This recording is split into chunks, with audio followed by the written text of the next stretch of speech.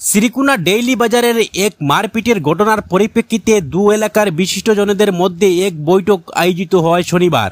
এদিন শ্রীকুনা শুকতারায় ঘটনার দুপক্ষের মিলিত হয়ে সবাই আলোচনার মাধ্যমে আপোষ মীমাংসা করা হয় এবং এন ঘটনার পুনরাবৃত্তি রোধে এলাকায় বিশিষ্টজনদের নিয়ে এক শান্তি কমিটি গঠন করা হয়।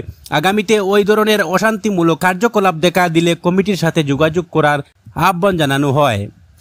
এদিনের সবাই এলাকার বিশিষ্টজনদের মধ্যে উপস্থিত ছিলেন আতাউর রহমান, সাইকুল ইসলাম আহমেদ, সাবুল হোসেন, সাদিয়াল আজমল হোসেন লস্কর, নুরুল ইসলাম, বরবয়াস অন্যান্যরা।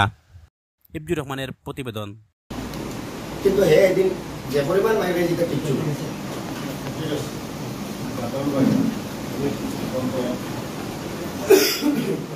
গাড়ি যে খারাপ হয়েছে যাইতে গেছে যে আমার বলছেন গাড়ি সাইড লাগাইটা আমি বলছি গেছে গাড়ি সাইড লাগাইটা আমার জানি না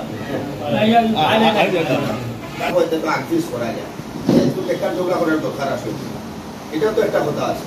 আর এখনো আইয়া যায় কথা বলছি বা আমি আরো শুনছি রামনগর গিয়া বলছে বুলবুলে বিশেষ হয়ে আছে, কিন্তু ওইটা বললাম মানে যদি দরকার হয় সিসিটিভি আপনারা পাইবা দেখিলেই পায়, কিন্তু আমি যদি একটা সময় মারিয়া থাকি তো যত মানুষ ওর যুক্তা মারিব না একটাও তার মারছে।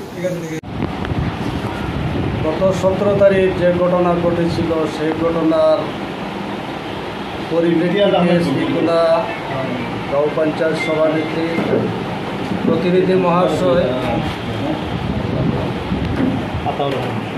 এবং আমার মাননীয় আতাউর রহমান সাহেব মহাশয়ের নেতৃত্বে যে সুন্দরভাবে মীমাংসা হয়েছে, সেই মীমাংসা এতদিন পরে আজকে ধন্যবাদ দেবার মতো।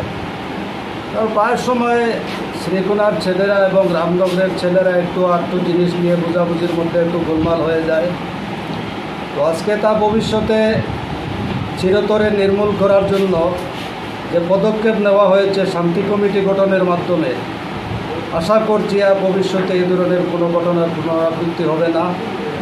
এবং দাবি আজকের যে ব্যবস্থা নেওয়া হয়েছে সেই ব্যবস্থার মূলেতে আমার এই দুজন ভাইয়ের প্রতি আমি ধন্যবাদ জ্ঞাপন করি।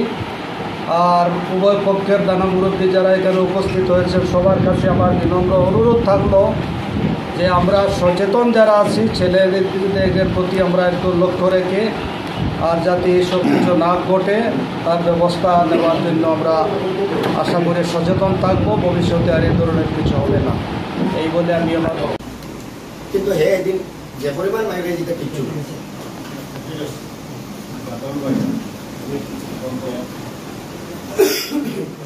গাড়ি যে খারাপ হয়েছে যাইতে গেছে যে আমার বলছেন গাড়ি সাইড লাগাইটা আমি বলছি গেছে গাড়ি সাইড